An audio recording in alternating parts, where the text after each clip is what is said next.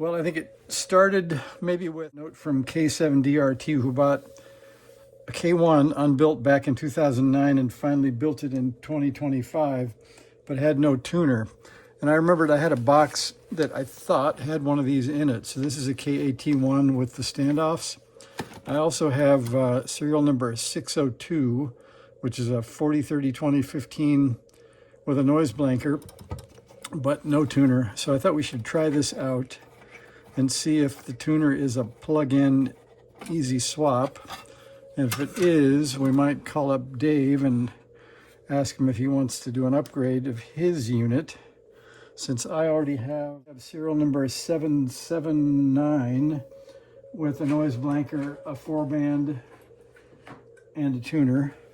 So it only seems fair, since Dave has never had one, that I should make him an offer anyway. So let's just see. I think this might be the right thing. Yeah, and it's a little bit magnetic. And there's a jumper. You can see it runs from the outside 2 pins. You can put it either on the outside 2, the inside 2, or like this one diagonally, because they're all in parallel to get the RF across where the tuner goes. So it looks like that. We're going to pull that out, and then we'll take out this other screw. And I think wherever I got this KAT1, it's been a long time, it seems to have the right standoffs and screws. So we're going to get in there and try it. So it's been on the list so long that I must not have needed it too badly. I've been carrying that other K1 on hikes up on the hill, and it's a lot of fun. So maybe we should see if Dave wants to try the same thing. All right, then we'll cut off some of it. And we'll put the standoff in.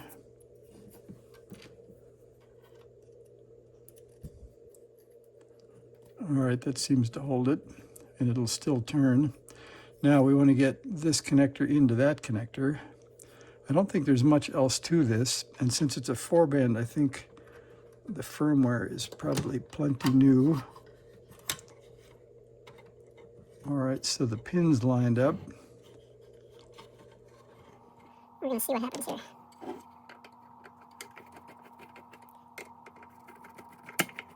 Seems like that wasn't quite in the hole, but that worked.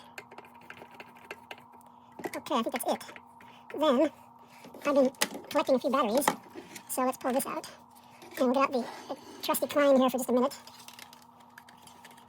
And a lot of people ask, this is a Home Depot Klein. I got it when my other meter quit, and I have a nice HP. What do I have? A 3468A with an LCD screen. It's a very cool meter, but it's way up on top, and it's not nearly as convenient as the Klein. So, let's see. It does wake up on AC, though, which is a little bit of a weird thing. So let's see if we have 8 of these. 1.42. We've got one Amazon Basics in there. All right, so we'll put that down in. And with confidence, we'll put the cover back on because the speaker sounds better that way. And then I have one thumb screw. We're going to put that in. And now that we have power,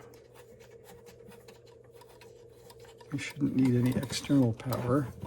So we will try this antenna.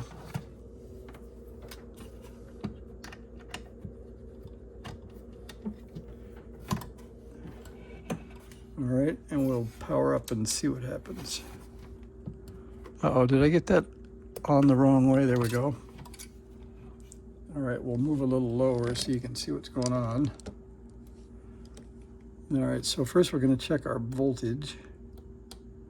So battery is 10.8. That should be good. Guess we can do the math on that one, and then we'll get back to normal.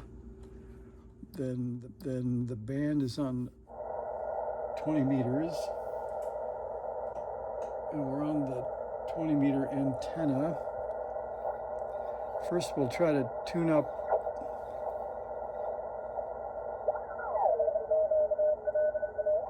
Sounds like the radio's alive, so we'll put it on the dummy load first and see if it'll tune. And that's holding 1 and 2 together.